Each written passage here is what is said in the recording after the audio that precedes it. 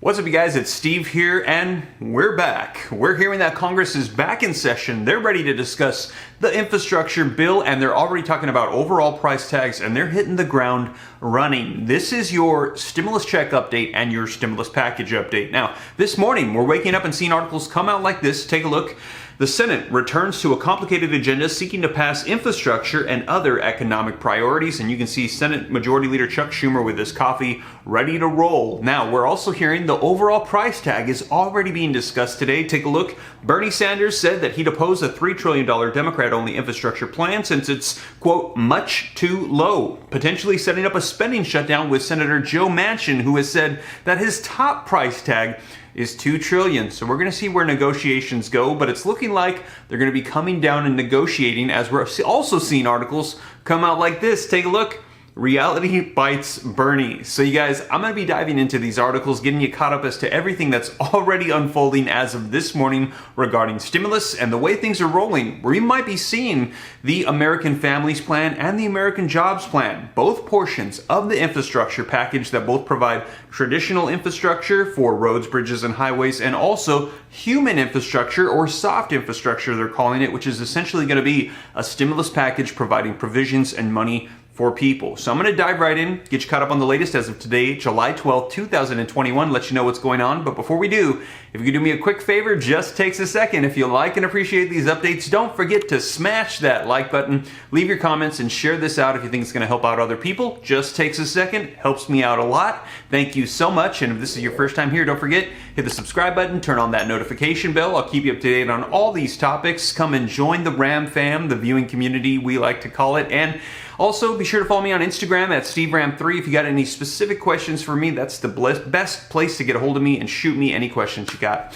But with that being said, you guys, let's go ahead and dive into these articles. I'm going to let you know what's unfolding already as of today with the Senate back in session, ready to roll on infrastructure and the overall price tag of this new stimulus that's going to be starting here very soon. All right, you guys, so as always, link in the description below if you'd like to read this for yourself. I go directly from the article so that way you know it's coming right from this news source. Now, the article says, the Senate returns to a complicated agenda seeking to pass infrastructure and other economic priorities, just released this morning. And it says the Senate will return to Washington on Monday from a 2-week recess, facing a pile of complicated legislative work and key deadlines looming in the push to enact President Biden's far-reaching economic agenda. Now, Democratic leaders, they have mapped out a month-long sprint for senators, warning them to prepare for late nights and weekends to work, and even cancellations of part of their beloved August recess to set up final passage of their priorities in the fall. Now, the House does not return until next week, but will face a similar crunch when it does. So they have a very short window to get this taken care of. So they're hitting the ground running because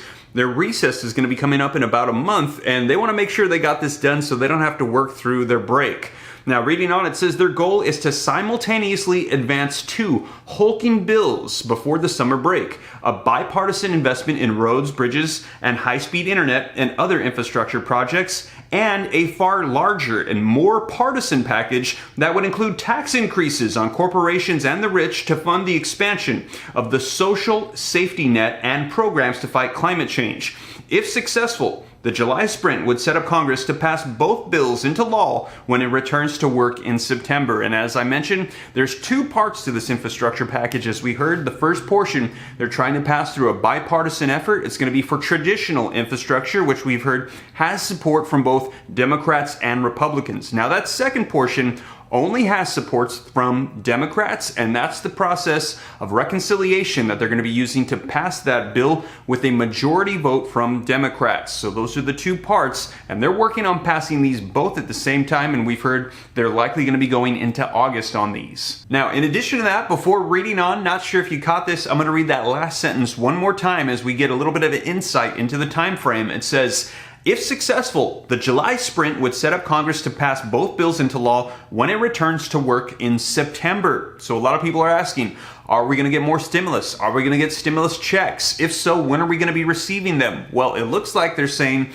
they want to have the American Families Plan and the American Jobs Plan, both parts of this infrastructure bill, ready before their recess, and then when they return in September, they want to pass it into law. So if there are stimulus checks, if there's an extension of the child tax credit, free college tuition, free childcare, all of these proposed provisions, we will likely see them pass in the month of September. So that is the new time frame that we're hearing from this article. Now we'll see. I'll be sure to keep you guys up to date here on the channel. But in addition to that, also, Congress gets another reconciliation bill at the new fiscal year. So come October, November, with the turn of the new fiscal year, they're going to be able to pass another reconciliation bill if they like as well. So it looks like they're setting this up to potentially do back-to-back, because we've also heard from President Joe Biden that they have promised that they're going to be passing more stimulus provisions, and they promised this on a global scale to the G7. They said that all 7 of these wealthy countries in the world, they all want to pass more stimulus together, so that way their currencies are all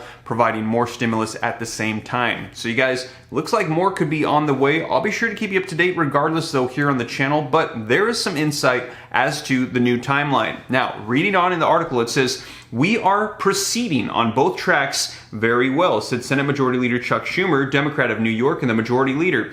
He said, "I was on the phone all weekend talking to all kinds of different people and legislators about moving forward on those tracks, as well as with the White House and the President, and we're moving forward. But given the sheer ambition of the legislation, the 2 bills together could spend $3 trillion or much more, and Democrats' narrow majority in both the House and the Senate, the task will not be easy. Now, one or both bills could stall or fall apart as Democratic leaders try to place both a group of moderate Republicans and Democrats who struck a rare bipartisan agreement on traditional infrastructure spending, as well as their more progressive Democratic members who are pushing for more ambitious packages focused on education, childcare, tax, healthcare, and environmental needs. Now, as we just read, the overall price tag of this package is still kind of up in the air, and we had originally heard from Senate Majority Leader Chuck Schumer and from Bernie Sanders that they wanted to see this huge, massive, largest ever stimulus package through this infrastructure bill at $6 trillion. Now we're hearing, and we just read, that it could be a little bit around $3 trillion or more. So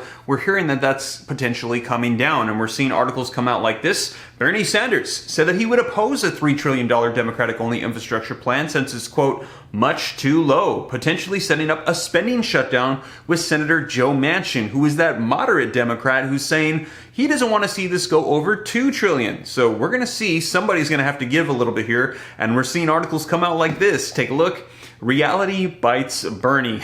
Now, we're going to take a look at this article, link in the description below if you'd like to follow along with me. And it says, key negotiators expect the Senate Budget Committee to settle on a roughly $3.5 trillion reconciliation package as the starting point for a Democrat-only bill for soft infrastructure, or in other words, that human infrastructure or stimulus provisions. For people familiar with the matter, tell Axios. Now, why it matters? That total is well below the $6 trillion that Senator Bernie Sanders, the Vermont independent who leads the committee, had initially proposed. Adopting it would be a blow to his fellow progressives. Now, the emerging agreement will, however, cover all of the major Biden administration proposals on soft infrastructure, including the president's family, climate, and housing programs, according to sources familiar with the Senate budget resolution discussion. Now, while negotiators are still finalizing the details, the proposal is close to fully offset with new revenue, among other pay-fors. Now, the roughly $3.5 trillion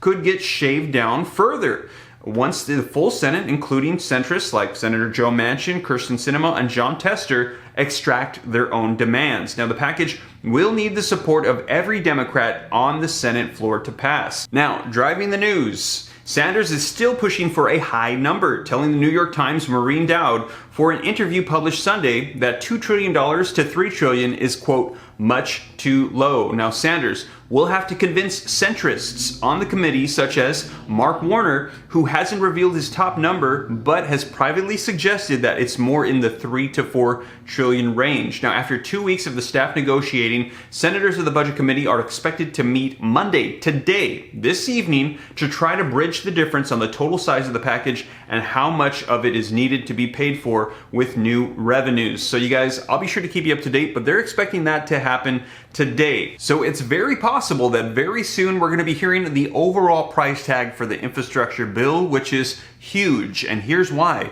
Because all the stimulus provisions that are included, the way it works is they give an overall budget, an amount they're willing to spend, and then they see what provisions they can include at what amounts. So Stimulus checks, let's say for example, the last round, that third stimulus check of $1,400 per person and dependents for anybody making $75,000 to $80,000 a year or less, or couples that make $150,000 to $160,000 a year or less, that cost around $400 billion. So if they've got a package that's $3 trillion, they have to decide, do we want $400 billion of that used for stimulus checks, or are there other provisions that we need to include that are more important that we want to allocate more funds to? Now, if you have a $6 trillion spending budget, like say double that, $4 trillion becomes significantly smaller, and it could be easy to slip in stimulus checks. So this overall price tag that we get for the infrastructure bill is going to be a huge indicator as to what provisions could be included. And once again, that third stimulus check of $1,400 per person and dependents with those income eligibilities that I mentioned, that was around $400 billion. So you guys, this morning the Senate is back at it, hitting the ground running, getting things ready for this infrastructure bill, both portions, the American Jobs Plan and the American Families Plan. So it's very likely we're going to be seeing a lot of information roll out as they want to get this done before their recess. And know that I'll be sure to keep you up to date on all the details as they roll out here on the channel. And with that being said, thanks again, you guys, so much for joining me here on the channel. And if you made it this far and you haven't already, don't forget, smash that like button. Just takes a second, it helps me out a lot. Thank you so much. And if this is your first time here, don't forget, come and join the viewing community. Come and join the Ram fam. I'll keep you up to date on all this stuff. Just hit the subscribe button and turn on that notification bell so that way as soon as I upload, you can get notified of the latest news. And be sure to follow me on Instagram as well at SteveRam3. And with that being said, you guys, hope you enjoyed this video. I'll catch you in the next one, 3 p.m. Pacific Standard Time, Monday through Friday. You can have a guaranteed video, and I have other ones just sporadically throughout the day as the news pops up. But I will catch you in the next video. Hope this reaches you well. Take care. God bless. This is Steve.